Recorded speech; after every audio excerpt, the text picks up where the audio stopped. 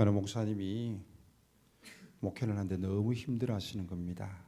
교회도 어느 정도 크고 교회가 별 어려움 없고 재정도 넉넉한데 왜 그리 힘들어 하시는지, 왜 그러냐 그랬더니 이렇게 말씀하셨습니다. 내가 아무리 설교해도, 내가 아무리 제자 훈련해도 아무 소용이 없는 것 같다. 내가 왜 목회를 해야 되는지 모르겠다. 그런 말씀하시면서 굉장히 어려워하시면서 목회를 그만둬야 되냐, 그런 생각을 가지고 계십니다. 이것은 그분만의 생각만이 아닙니다. 저도 역시 마찬가지입니다.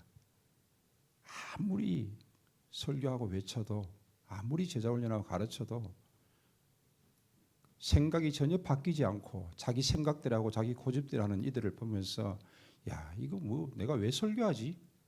어떨 때는 그런 생각합니다. 한 편의 설교만 제대로 듣고 따라와도 다 될 건데 52주 왜 설교하지? 주일 저녁 예배, 새벽, 수요일, 옛날에는 금요일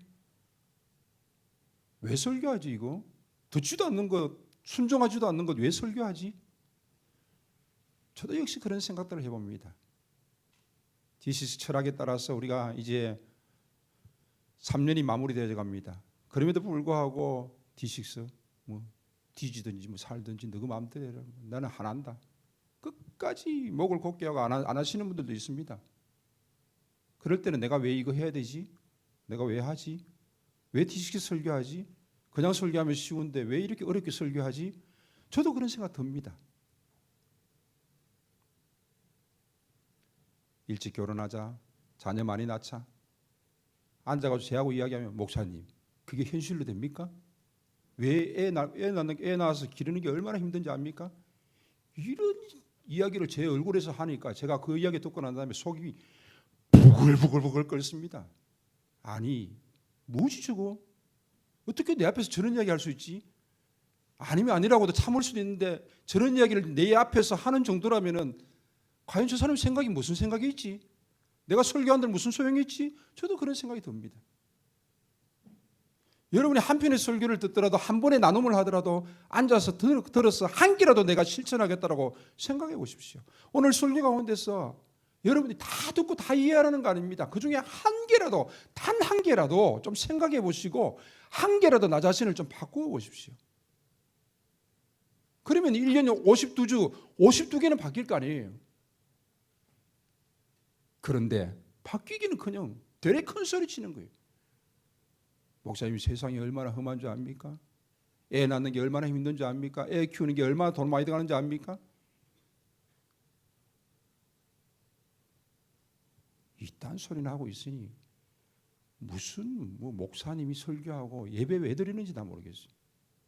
왜 앉아 있는지 나 이해가 안 될 때 많아요. 그분이 목회 그만두고 싶다고 할 정도인데 다른 여러 가지 것들로 힘들어서 하는 목사님들 얼마나 힘들겠어요.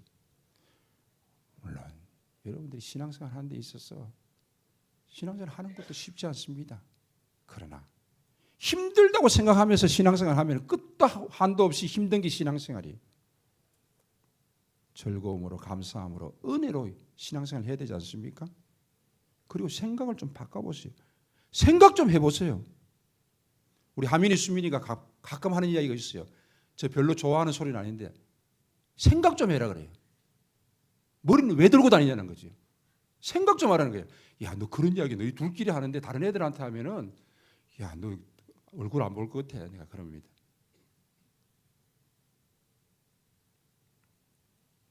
한번 생각을 해보십시오.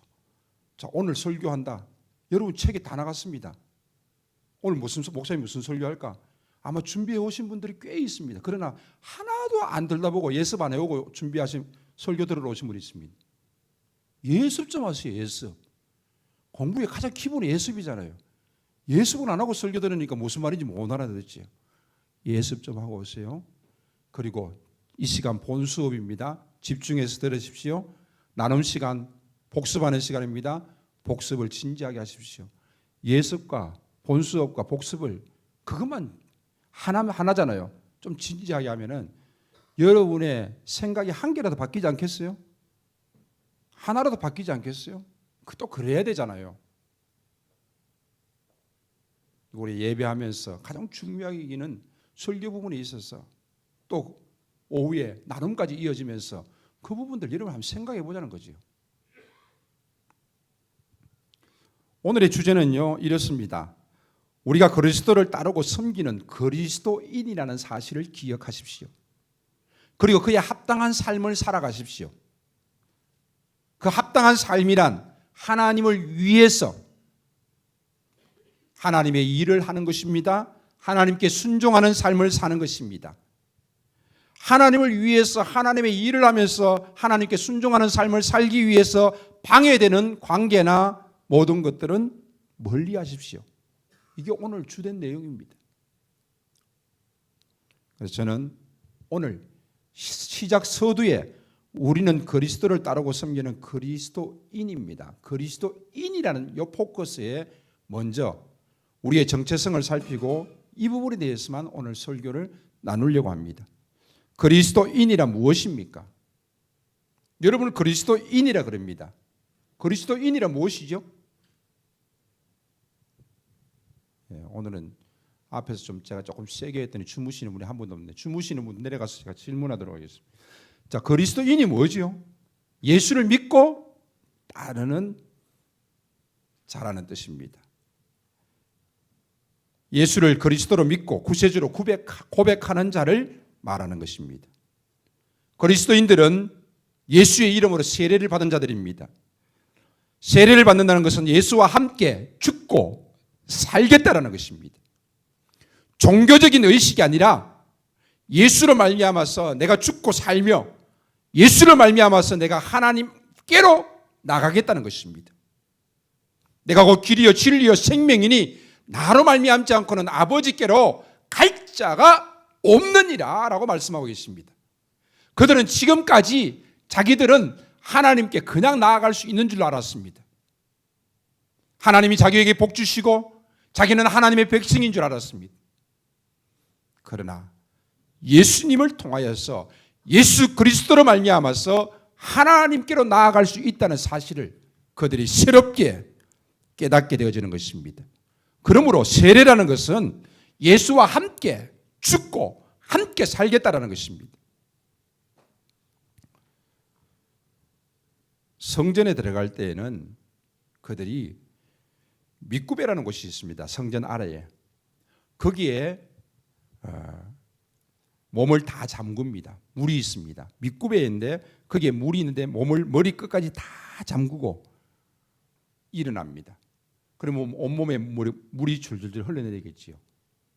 그리고 난 다음에 성전으로 올라갑니다.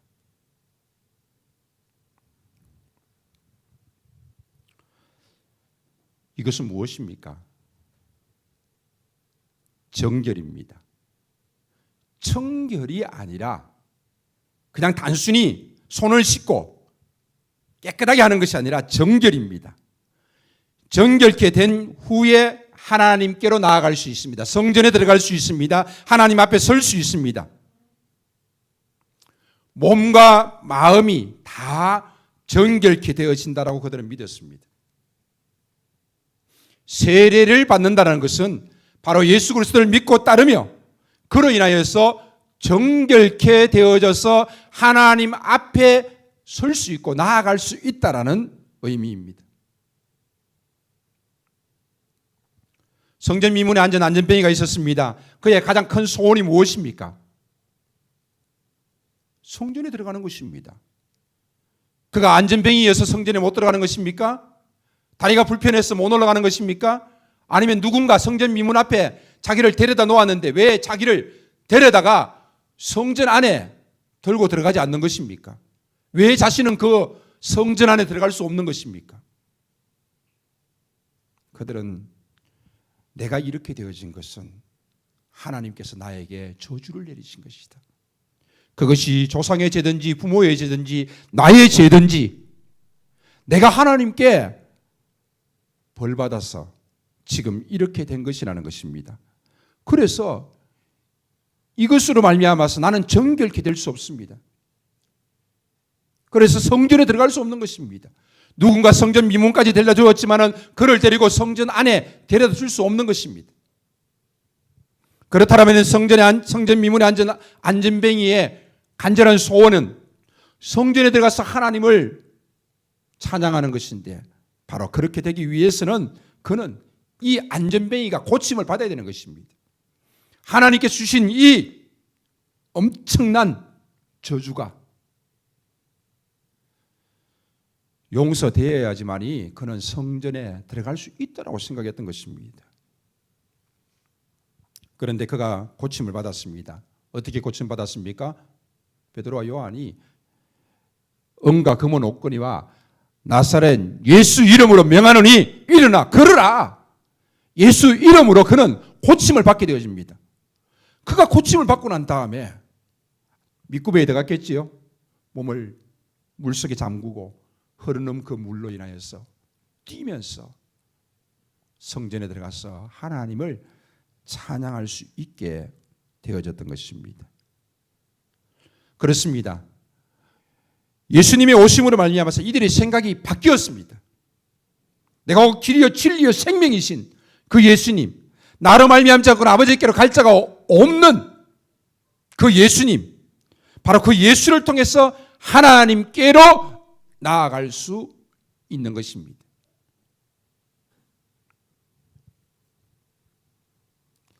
구약의 제사로 나아가는 것이 아닙니다. 구약의 율법으로 하나님께 나아가는 것이 아닙니다. 하나님의 은혜입니다. 하나님의 사랑입니다. 바로 예수를 통하여서 하나님께 나아갈 수 있는 것입니다. 그리스도인이라는 것은 예수를 믿고 따르는 자입니다. 예수님의 은혜를 입고 하나님께 나아갈 수 있는 자를 그리스도인이라고 말하는 것입니다. 그리고 은혜를 기억하면서 그분과 동행하는 삶을 살아가면서 하나님께 나아가는 것입니다. 율법으로 말미암아 하나님께 나아가는 것이 아닙니다. 선민사상으로 말미암아 하나님께 나아가는 것도 아닙니다. 예수님의 은혜를 입고 나아가는 것입니다. 죄란 무엇입니까? 죄는 뭡니까?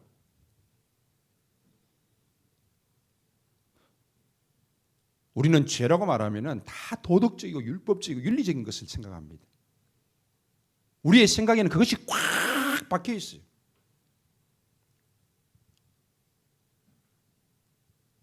그러나 예수님이 우리의 죄를 위해서 대신 십자가를 못 박혀 죽으심은 그 죄는 율법적인 죄가 아닙니다. 죄는 무엇입니까? 하나님 없이 살려고 하는 자입니다. 하나님 없어도 살 수 있다고 하는 자입니다. 그 어떤 무엇으로 하나님을 대신하여서 그것을 섬기는 자입니다. 자기 자신을 믿어라.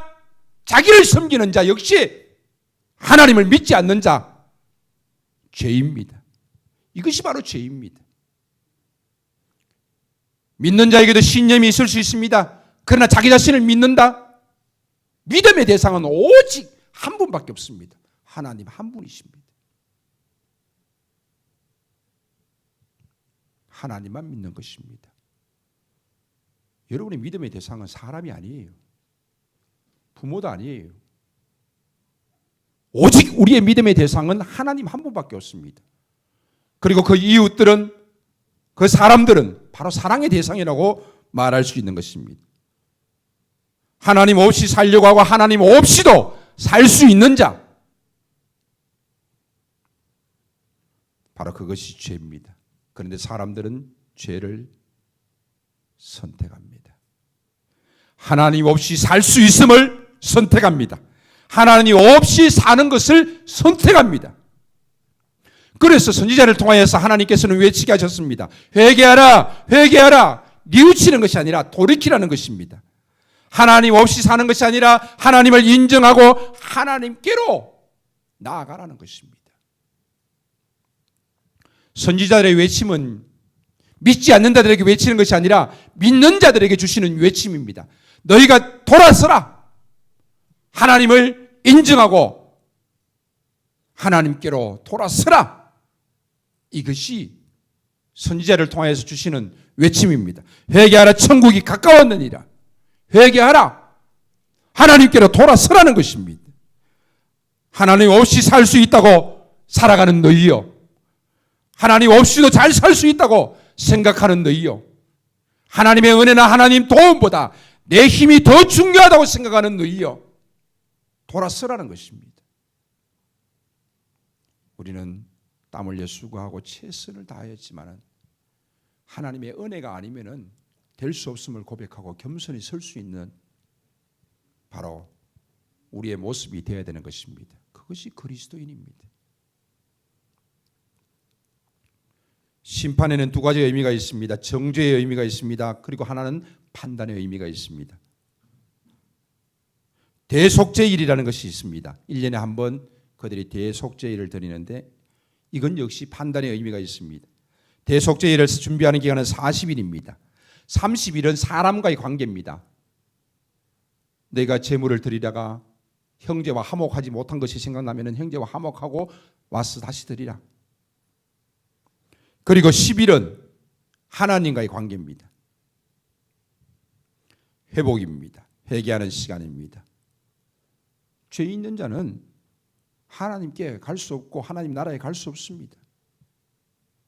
그러나 이 모든 제사제도나 제물거 그리고 율법도 다 예수 그리스도의 오심으로 말미암아서 십자가의 죽으심으로 말미암아서 단번에 우리의 모든 죄를 다 용서하시고 예수 그리스도를 믿음으로 말미암아 하나님께 나아갈 수 있도록 길을 열어주셨던 것입니다.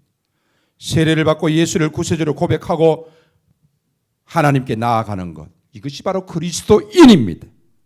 그리스도인은 하나님의 은혜와 용서를 받은 자입니다.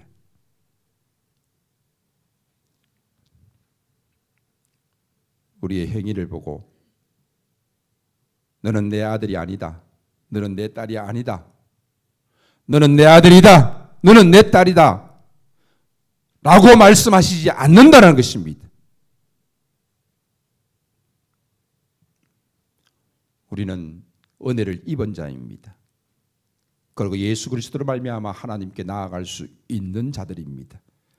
그래서 우리는 하나님을 위해서 살고 하나님을 위해서 일하고 하나님의 부르심에 하나님의 말씀에 순종하기 위해서 우리는 존재하는 것입니다. 오늘 본문에 보면은 안디옥 교회는 그리스도인이라는 칭함을 받게 되어집니다. 성경에서 처음 나오는 데입니다. 그리스도인. 자, 이 말은 무슨 뜻일까요? 예수를 믿는 자, 예수를 믿고 따르는 자, 예수에 미친 자. 이게 그 당시에 그리스도인이라고 말했을 때에 그들이 좋은 뜻으로 말했을까요? 아닙니다. 그들은 하나님을 믿는 자입니다.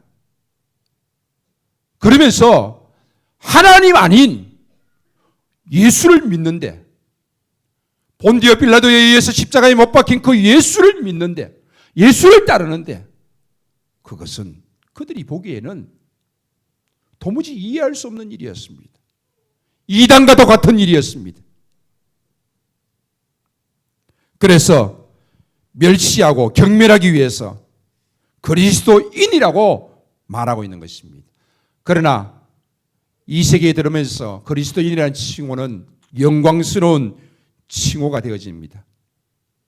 우리의 삶의 모습에도 마찬가지입니다. 여러분이 나가서 예수를 믿는 자라고 예수를 믿는 사람이라는 소리를 듣습니까?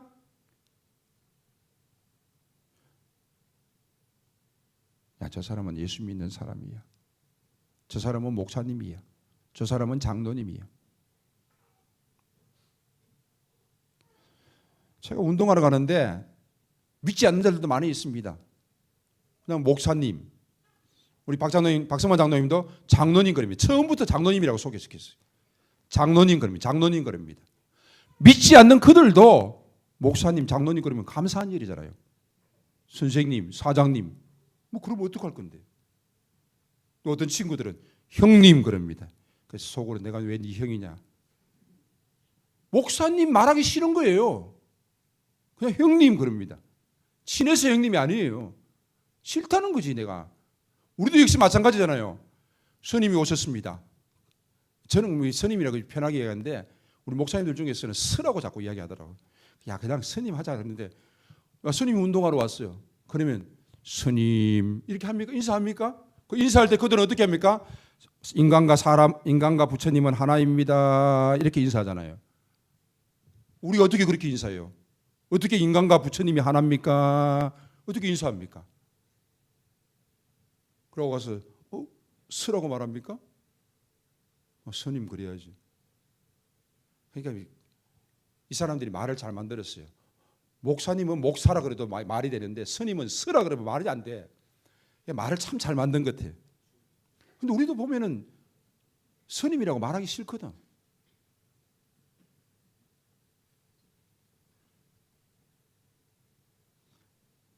스님들도 배드민턴 치시는 분들이 많아요.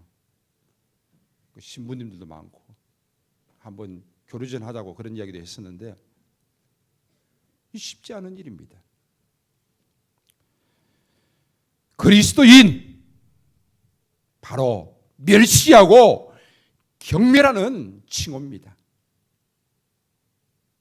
하나님의 백성 얼마나 좋습니까? 그런데 너희는 그리스도인.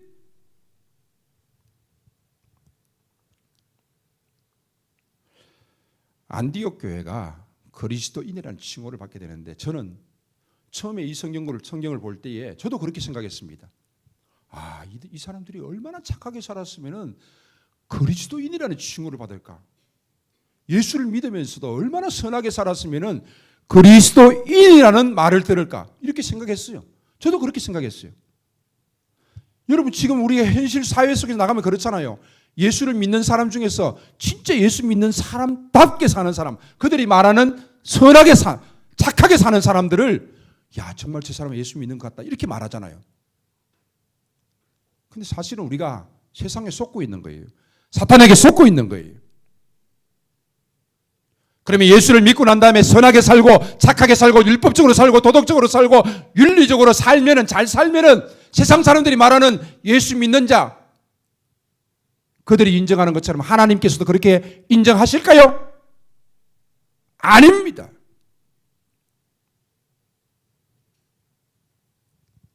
성경에서 어디에 율법을 지키고 윤리적으로 살고 도덕적으로 살아야지 천국 갈 수 있다고 어디에 그렇게 성경에 기록되어 있습니까? 그러니까 우리의 사고 속에는 저도 역시 마찬가지 예수를 믿으면서 얼마나 선하게 살았으면 그리스도인이라는 칭호를 받을까 이렇게 생각했던 것입니다. 그러나 여러분 속에서 머릿속에서 그것을 다 끄집어내야 됩니다. 우리는 유교적인 사상 속에서 계속해서 그렇게 생각하고 있습니다. 또 그것이 신앙인 줄 알고 있습니다. 우리는 은혜로 말미암아서 구원을 얻은 자요, 은혜로 말미암아서 살아가는 자입니다. 그렇기 때문에 감사함으로 살아가고 그렇기 때문에 더욱 선하게 살아가는 것입니다. 그러나 여러분의 삶 속에서 선하지 않는다 할지라도 도덕적이지 않는다 할지라도 윤리적이지 않는다 할지라도 하나님이 너는 내 아들이 아니다 내 딸이 아니다 그렇게 말씀하시지 않는다라는 거예요.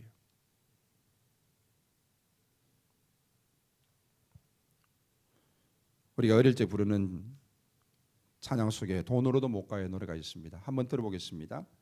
가사를 다시 한번 생각해 보십시오.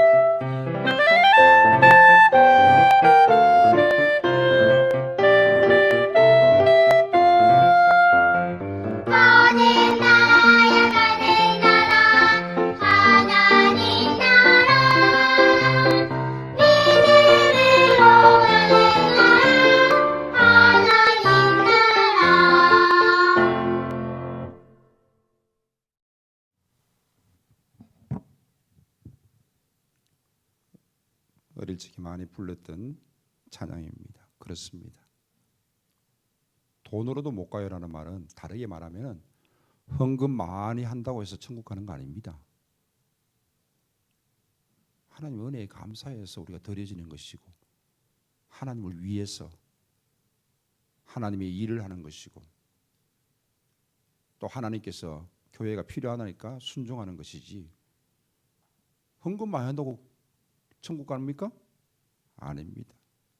힘이 있다고 천국 갑니까? 뱃슬이 있다고 천국 갑니까? 아닙니다. 믿음으로 갑니다. 누구를 믿는 믿음으로? 하나님께서 예수 그리스도를 이 땅에 보내주셨고 그 예수 그리스도가 대속제물이 되셔서 우리의 죄를 대신하여 죽으셨고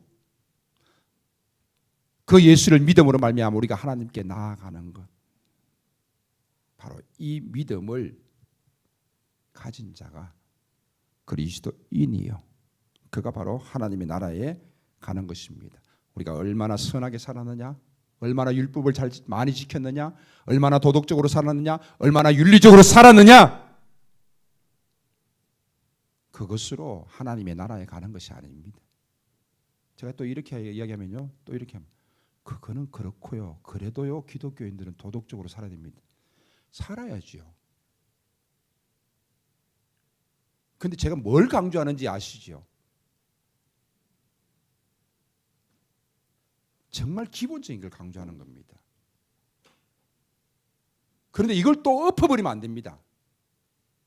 결국 그 말은 무슨 말입니까? 우리가 도덕적으로 윤리적으로 살아야지만이 천국 갈 수 있습니다라고 말하는 것과 다를 바가 없다라는 것입니다. 그게 우리의 사고예요. 우리의 유교 사상이에요.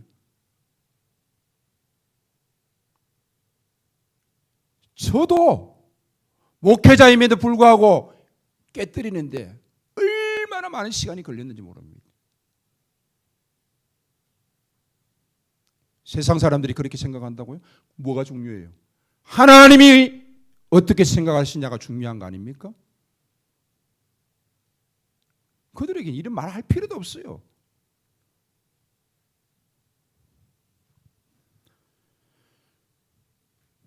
안디옥 교회의 그리스도인들, 그들이 더 율법적으로, 도덕적으로, 윤리적으로 선했을까요? 아니면은 하나님을 믿는 율법으로 살아가는 사람들이 더 도덕적으로, 율법적으로 선했을까요? 당연히 율법을 강조하는 자들이 더 보기에는 선했을 것입니다.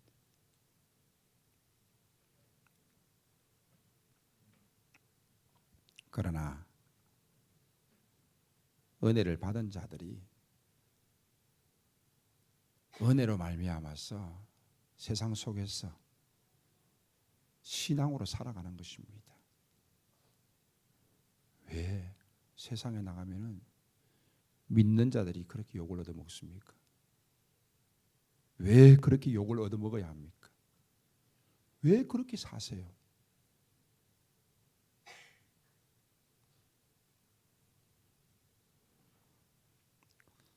안디옥 교회가 그리스도인이라 칭함을 받은 것은 참으로 놀라운 일입니다. 스데반의 일로 말미암아서 스데반의 죽음 후에 많은 자들이 흩어졌는데 수리아 안디옥에, 즉 이방 땅입니다. 안디옥에 이들이 모였습니다. 그들이 모였다는 소식을 듣고 예루살렘 교회가 지도자를 보냈습니다. 누굽니까? 바나바입니다. 그리고 그 바나바가 그곳에 가보니까 어때요? 사도행전 11장 23절에 보니까 그가 이르러 하나님의 은혜를 보고 기뻐하여 모든 사람에게 굳건한 믿음으로 주와 함께 머물러 있으라 권하니. 바나바가 가보니까 이미 그들은 하나님의 은혜 가운데 기쁨으로 살아가고 있는 거예요. 그래서 바나바가 그들을 신앙으로 더욱더 굳세게 합니다. 그러면서 다소에 가서 바울을 데려다가, 즉 사울을 데려다가 안디옥에서 1년 동안 그들을 가르치게 되어집니다. 바울과 바나바를 통하여서 가르침을 받았기 때문에 이들이 그리스도인이라는 칭호를 받았을까요? 그럴 수 있습니다. 그러나 더 강력한 사실은 스데반의 일로 인하여서 흩어진 자들입니다. 스데반의 일이란 무엇입니까? 스데반은 어떤 사람입니까? 7 집사 중에 한 사람입니다. 그는 죽음 앞에서도 천사의 얼굴과 같았습니다. 죽음 앞에서도 흔들림 없는 변함없는 신앙을 보여주었습니다. 스데반은 율법 중심이 아닌 그리스도의 은혜를 말하고 있습니다. 스데반의 믿음은 은혜와 권능이 충만했습니다. 그의 죽기 전의 설교는 참으로 믿음과 은혜와 권능이 충만한 모습을 보여주고 있었습니다. 바로 안디옥 교회 성도들은 이 스데반의 신앙을 따르는 자들이었습니다. 그들은 바나바가 가보니까 이미 하나님의 은혜 가운데 기쁨이 충만하였습니다. 그리고 이 안디옥 교회는 자기들만의 교회가 아니라 다른 어려운 교회들을 도왔습니다. 심지어는 예루살렘 교회가 힘들고 어려울 때 헌금을 보내주기도 했습니다. 하나님의 은혜가 있는 교회였습니다. 바로 이것이 안디옥 교회의 모습입니다. 이방 땅에 있는 이들의 모임이지만은 그들은 그곳에서도 하나님의 은혜 가운데 기쁨으로 충만한 가운데 있었던 것을 볼 수가 있습니다. 바나바와 바울은 이들을 더욱더 믿음에 굳게 하기 위해서 그들을 가르쳤던 것입니다. 자, 이들이 그리스도인이라는 칭호를 얻기까지 스데반의 영향을 받았습니다. 바울의 영향을 받았습니다. 바나바의 영향을 받았습니다. 특별히 바울은 율법에 능하고 박직한 사람이었습니다. 그러나 그가 예수 그리스도의 은혜를 입었습니다. 바울이 말할 수 있는 것은 단 한 가지입니다. 바로 예수 은혜입니다. 지금까지 알고 있던 그 수없이 많은 율법들을 그는 배설물로 여겼다라고 말씀하고 있습니다. 그리스도인, 그리스도를 믿고 따르는 자, 바로 스데반과 바울과 바나바를 통하여서 이들은 그리스도인이라는 칭호를 받게 되어집니다. 이들이 신앙생활하는 그 당시는 박해와 고난의 시대 가운데 그들은 살아왔습니다. 네로 황제는 이들을 박해합니다. 털옷을 입혀서 개들로 하여금 찢어 죽이게 하였습니다. 십자가에 형벌에 처하기도 합니다. 불에 태워 죽이기도 합니다. 드리안 황제는 이렇게 말합니다. 사악한 마귀, 사람을 속이는 자가 있구나. 너희들 속에 그리스도가 있다고? 본디오 빌라도가 십자가에 못 박아 죽인 그리스도가 너희에게 그렇게 중요한 존재냐? 어거스틴이 이렇게 이야기합니다. 그렇습니다. 그분은 나의 죄를 대신하여 십자가에 못 박혀 죽으셨기 때문입니다. 그리고 그는 그 말을 하고 난 다음에 맹수의 즉 사자의 밥이 되었습니다. 그는 사자가 자신을 물어 뜯어 죽이기 전에 나는 사자의 이빨 사이에 낀 하나님의 곡식으로 빠져서 주님을 위한 거룩한 빵이 되고자 한다라면서 고백하면서 그는 죽음을 맞이합니다. 사도행전 5장 42절에 보니까 사도들은 그 이름을 위하여 능력받는 일에 합당한 자로 여기심을 기뻐했다라고 말하고 있습니다. 박해와 고난의 시대 가운데 살아가면서도 그들은 그리스도인이라는 칭호를 받고 살았습니다.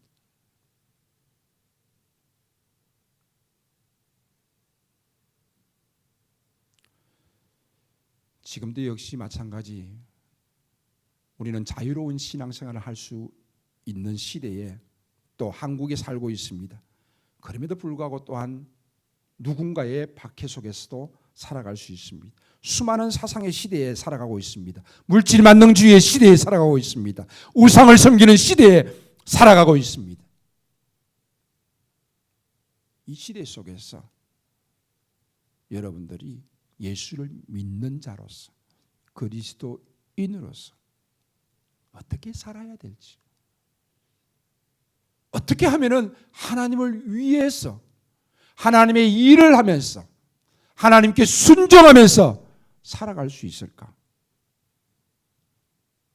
한번 고민해 보시라는 것입니다. 간증하라 그러면은 아파트 샀는데 아파트 값이 올랐다. 그게 뭐? 불로소득 해가지고 돈 버는 거 그거 뭐? 그건 무슨 간증이에요? 그래서 뭐요? 그래서 하나님 앞에 물질 많이 드렸다고요? 아, 그러면 천국 갑니까? 그러면 하나님 믿음 좋다 그럽니까? 아니잖아요. 그런 쓸데없는 일에 복의 관점을 두고 간증하고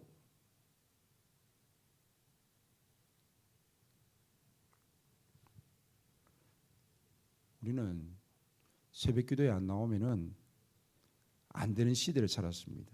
신앙 좋은 사람은 새벽 기도에 나가야 되고 새벽 기도에 가서 기도해야 되고 기본이잖아요. 시도. 근데 우리 교회는 새벽 기도에 잘 안 나오잖아요. 예. 평일 되면은 박장로님, 권혜숙 권사님, 뭐 이문식 권사님, 뭐 부부 거의 그 멤버입니다. 그 누가 지금 제가 여기 가까운데 초임하러 갔더니 목사님 저희들이 신앙생활 못하고 있어서 죄송합니다. 근데 제가 새벽 기도회라도 가겠습니다. 올까 싶어 겁난다니까. 아, 예, 평일날은 제가 5시 반이고 주일날은 6시입니다. 근데 아직 오지는 않았어요. 근데 올까 싶어 겁나.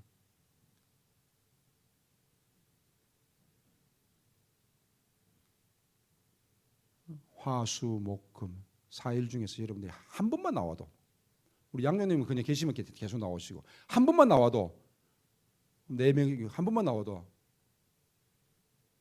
주일날은 새벽 기도 안 하는 교회들 많아요. 뭐 낮 예배 드리고 다 하는데 그죠? 근데 안 할 수가 없잖아요. 다른 날도 안 나오는데 주일 새벽 기도회까지 안 나오게 할 수 없잖아요. 그래서 제가 주일 새벽 기도는 그냥 합니다. 다시 하는데 많이 나오세요. 지난번에는 그 군산 지평선 교회에서 야 내가 내려오지 마라 그랬는데 내려왔더라고요. 야 이거 왜 내려왔지? 이 사람들이 주일 새벽 기도 사람도 없는데 왜 내려왔지 싶었는데 그날따라 또 눈치가 있었는지 교인들이 많이 왔더라고요. 많이 오셔가지고 그래도 쭉 팔리진 않았어요. 권사 기도하는 사람이잖아요. 우리는 그렇게 늘 알고 있잖아요. 안수집사, 장로, 주일 새벽은 나와야지 제발. 그리고 아이들하고 같이 나오기 얼마나 좋습니까?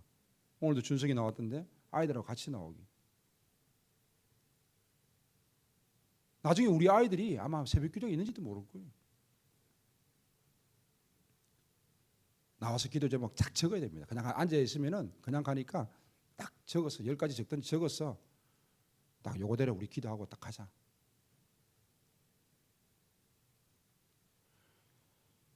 우리의 유교 사상은 새벽 기도에 나가야지만이 복 받는 겁니다. 그러나 우리는 감사함으로 하나님께 나가는 것입니다.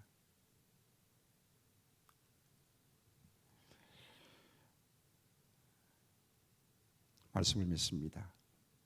우리는 하나님의 은혜와 사랑을 입은 자입니다. 예수로 말미암아 하나님께 나아가는 예수 믿는 자입니다. 그리스도인입니다. 예수가 그리스도이심을 증거하는 자입니다. 아마 안디옥 교회에 그들이 그리스도인이라는 칭호를 받는 것은 얼마나 예수가 그리스도이심을 증거했겠습니까?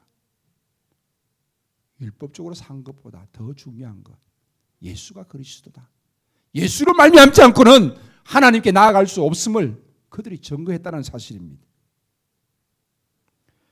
예수 은혜를 입고 살아가는 자, 그 은혜를 알고 하나님을 위해서, 하나님의 일을 하기 위해서, 하나님께 순종하기 위해서 살아가는 자, 바로 그리스도인입니다. 그 그리스도인은 하나님의 백성입니다. 그 그리스도인에게는 심판이 없습니다. 바로 예수로 말미암아서 모든 죄 가운데 용서받고 하나님의 은혜 가운데 사랑 가운데서 살아가는 자입니다. 기도하겠습니다. 우리와 함께 하시는 주님을 찬양합니다. 은혜 가운데 살아가게 하시되 하나님을 위해서, 하나님의 일을 하기 위해서, 하나님께 순종하기 위해서 살아가는 자 되게 하시고 예수가 그리스도이심을 증거하는 자 되게 하옵소서. 예수님의 이름으로 기도합니다. 아멘. 지금은 우리 구주 예수 그리스도의 은혜와 하나님 아버지의 무한하신 사랑하심과 성령 하나님이 함께 하시고 도우시고 인도하시고 교통하시는 역사가 사랑하는 여러분의 믿음의 길 위에, 또 여러분의 자녀들 가운데, 가정 가운데, 특별히 우리에게 허락하신 주의 몸된 풍성한 교회 위에, D6 모든 사역 위에 이제로부터 영원토록 함께 있을지어다. 아멘.